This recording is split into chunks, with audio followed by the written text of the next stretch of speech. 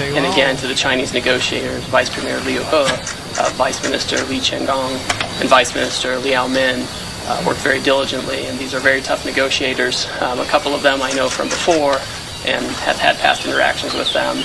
And this was, as the Secretary pointed out, a very constructive 2 days. It's important to understand how quickly we were able to come to agreement, which reflects that perhaps the differences were not so large as maybe thought. That being said, there was a lot of groundwork that went into these 2 days. Just remember why we're here in the first place. The United States has a massive $1.2 trillion trade deficit.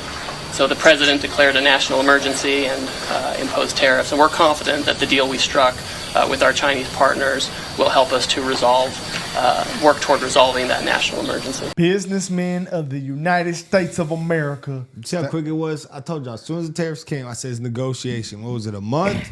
It was about a month. Well, everything's back. Stocks are back. About to be back in motion with China. Going crazy right Everybody have to use America. We're the biggest consumer capital. Why would you not? Why would we consume? Why would you not? Nobody consume as much as us. I don't understand why people thought the tariffs were a bad thing. If countries weren't playing fair and we're supposed to be the most powerful country, we got to put our foot down. It's not World War II. You know what I'm saying? It's not like we're going to war. It's not like people are being shot at. I mean, we got to put our foot down. And if we got to cut off that water source for a little bit for somebody for us to get it back in our favor, then that's just what it got to be, man. Remember when the media told Trump, so do you mean like an actual war with guns, President Trump? No, a tariff war. And look at this. Man, I mean, people were crying, talking about, oh, my money's disappearing in stocks. And now look at it. Everything. It's higher than what it was before. And gas is low. In 1 month. You can't make this stuff up, man. He said we're going to have a little bit of growing pains, but at the end, it's going to be okay. And it wasn't long. It wasn't long at all. This didn't go on for months. To be honest with you, you wouldn't even realize, though. You wouldn't even think the terrorists was going crying, bro. You just People walk was crying around for no reason. I understood the money in the stocks, but bro, that was literally for a couple of days. You mentioned the UK agreement. You were the lead negotiator there, aside from the president, of course. And it does, you mentioned some of the aspects of it, but one other aspect is that it keeps in place a 10% across-the-board tariff on goods imported to the U.S. from the UK. As you know, the cost of tariffs are paid by American consumers. We've been talking about this. So should Americans be prepared? I disagree with that, you know. Well, okay. But most economists, I would say, disagree with you on that. And we have seen it being passed off time and time again to the American consumer. But regardless of that, just on the policy, this is what I want to ask you about.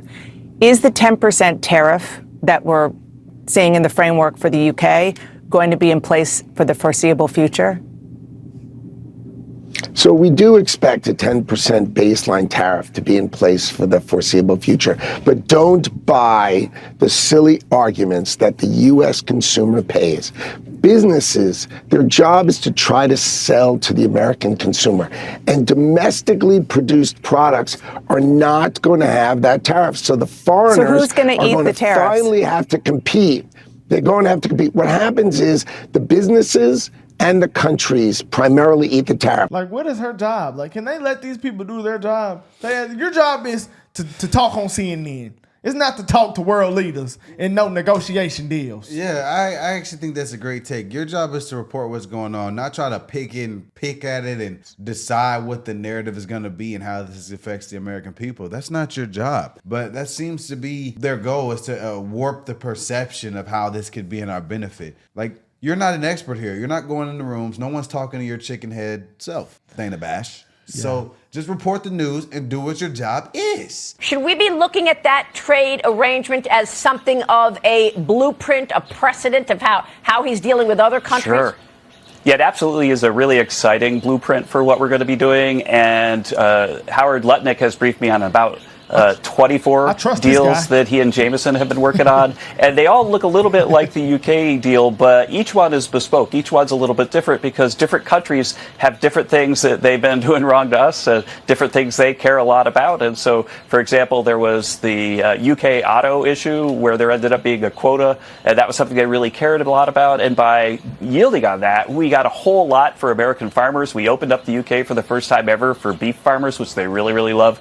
And so, yeah, it's going to be a little bit different, but the basic idea is everybody wants to have a deal, and everybody wants to make a deal soon. And so you're right, you're going to see a lot more deals in the weeks to come, next few weeks. And as soon as this week?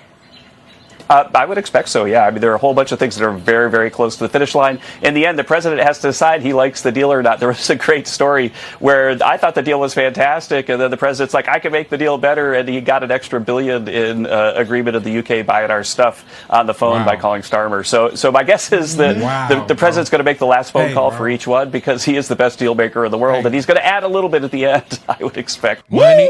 Trump bring money, Biden send money. We're winning, guys. We're winning. Simple. We're winning. I don't understand how the media can be against this. I question your integrity as a journalist if you're going to try to warp the perception of this to make everyone be against things that are beneficial for us as Americans. But then they tell us to fight for illegals and root for other countries to go to war. And for their agenda. Bro, they don't want America for their pockets. Bro, Trump said it. He said they hate America. It seems like they do sometimes. As long as they can be right, they don't care. If they're not in power, they would want to see America go down. I'm telling you, it's like the kid who don't get in the game, so he wants the team to lose. I think that's a great analogy. And I also would like to point out the fact that Trump has also said that the media is the enemy of the American people. And I think that is a fact. I think that is a 100% fact. This is how I know God is real. Because I was literally about to go to a sleep doctor because I really struggled to sleep. He was. And then we actually just happened to, ran across Beam. Find out about Beam. And so I was okay, I'll try this first. And it has literally solved my problem. Like, I think the biggest keys here are what are the ingredients? We got the melatonin, the magnesium, and the theanine. All of those like combined, because I've heard of all these things separately. But when you combine them all, it's like you get in the bed and you feel like something's weighing you down. Like that's how you don't feel like moving. And then you wake up and I remember you said that I felt like I sunk in the bed. That's how I felt. Yeah. And it helps me relax my mind before I get to bed. So, you can turn on some Cartier Family, lay down, hit the Beam, go to sleep. All right, guys. So what you want to do is go to beam.com and put in the discount code Cartier. And that's going to get you 35% off. That's not no little discount. That is a big discount, y'all. Beam is really blessing. It's a company that, has value similar to ours, and they really just want to help. So 35% off with the code Cartier. What we're told, there was some type of protest organized by New Jersey Democrats, and it has turned somewhat chaotic there and somewhat hairy. And you see there, this is from New Jersey Spotlight News on social media. A new video from the scene. You see some of these HSI agents there. That's Homeland Security Investigations. I believe there is the mayor of Newark, Ross Baraka, and others. This is quite tense. And you see there Congresswoman Watson Coleman. I'm not sure. I don't see Robert Menendez Jr. For those watching, that's the son of disgraced former U.S. Senator Bob Menendez. He is a House member there in New Jersey, his son Menendez Jr. So this is quite a tense situation. I was targeted. Turning somewhat physical. There's Menendez there. You just saw him try to push off some of these other federal agents outside this DHS detention facility. What a video. Wow. Yeah, so tense there as they make their way past the gate there and then continue to go in, and you see the security police trying to stop them from getting past that gate. Damn! And now what DHS is trying to say, again, they're using public intimidation because they know that they cannot come for us all. They know that they cannot come for us all. And recently what they said is that DHS is allegedly looking into arresting members of Congress who were showing up for their legal and constitutional obligation to conduct oversight. If anyone's breaking the law in this situation, it's not members of Congress, it's the Department of Homeland Security. Well, this is an it's people like Tom Homan and Secretary Kristi Noem. You lay a finger on someone, on Representative Bonnie Watson Coleman, on Representative, or any of the representatives that were there, you lay a finger on them, we are going to have a problem. Because the people who are breaking the law are the people who are not abiding by it. And it is enshrined in the law that members of Congress who show up to ICE and CBP facilities are required to be granted access, legally required to be granted access. That's true. And they legally cannot be inhibited from accessing these facilities to conduct their constitutional Okay, I can't do it anymore. But do y'all realize this is the leader of the Democrats right now? I mean, if she's the leader, that would explain why their strategies have been horrible. They continue to tank. This afternoon in Foley Square, immigrant advocates and elected officials from New York City uniting here with a message and a warning. This is a moment of solidarity because it's like that age-old poem, right? First they came for trans folks, then they came for immigrants. Now they're coming for the mayors of big cities. Nobody is safe. Barack welcoming that support from people in this crowd. People should be gathering, talking about what's happening in this country. Barack says he'll go back to the facility when it's time. But at the center of this situation, he says, is a legal battle between the city of Newark and GEO over the certificate of occupancy for the facility. Courts solve disputes. It is on last. Not the president. The video's bad, man. I mean, it was violence. It got physical. It was J6, man. It was J6. They're not gonna talk about that though. And I would argue just as physical. I just want to know. I would argue this was hard, J6. We saw people. No, they had were escorted in. J6 though. That what? You remember what is it? The lasso? Is that what that called? Is that what that's called? A noose. Yeah, The noose. yeah, they had that there. Some people at J6. But it wasn't to hang a. This is what I was saying.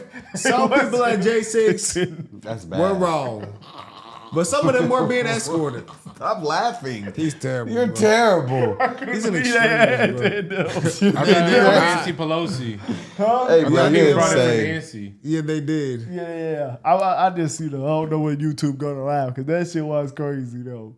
I said, no, these people are serious, bro. Why do you think it's so funny? It's just crazy that they had that. But hey, man, you guys, y'all don't do any violence on the left, Why is this on? It's in Congress. Not the people who also shot had just opened up on May 1st. It had over 100 detainees. We were getting reports prior to our tour that children were there. We did not know the status of the facility or the status of the detainees. And so that is why we showed up there to do our job as members, and New Jerseyans count on us to do our job. Immigration has been something that's in the back doors, in the backyards of New Jersey, and it's our jobs to make sure everything is running properly at this facility. But there's no reason for it. Nothing happened other than the chaos that they created themselves. If anything, we were pushed and shoved and found in a very vulnerable situation for the three of us. But there's no. Now they're the victims. I hate how they're trying to make it seem like they're the victims. All y'all had to do was walk away, but y'all wanted to show some sort of defiance, like you're standing up to some greater system. I don't know, man. Man, where has Dan Bongino been? He just said something. Hey, man, don't play with Dan Bongino, bro. I'm just saying. They talking about the Epstein files, but people mad about it. I don't think those are coming. We said 1,000 times they're not dropping. I don't think those are coming. Dan Bongino said they coming, man. I think to me personally, that's the biggest blunder of the Trump administration. Bro, they gonna get it, bro. It's a little harder than the tariffs, bro. I'm just keeping it 100. I just keeping it 100. There's too many powerful people indicted for us to get the whole truth. They're not doing that. So y'all don't care what nobody say. We ain't getting it. No. Not the full truth. Damn. No. You seen they got the Epstein list? I saw people were trying to say, well, Joe Biden got rid of him. Are you serious? Come on, y'all. Be for real. No, we're not getting him. Got to be serious. Yeah, well, we know. They talking about the Prince of England, Bill Clinton, all type of people involved. Or the Duke, whatever he was. Nah, dog. It's not happening. They going to kill somebody before they let that go. Somebody already died. They probably putting $100K on that. I don't think anyone's gonna get that. I just don't think we're gonna get the whole truth. That's just my opinion. AOC shit, man. I don't know why anything that comes out about her shocks you. I can't believe she's the leader of the party. But let us know what y'all think in the comments, guys.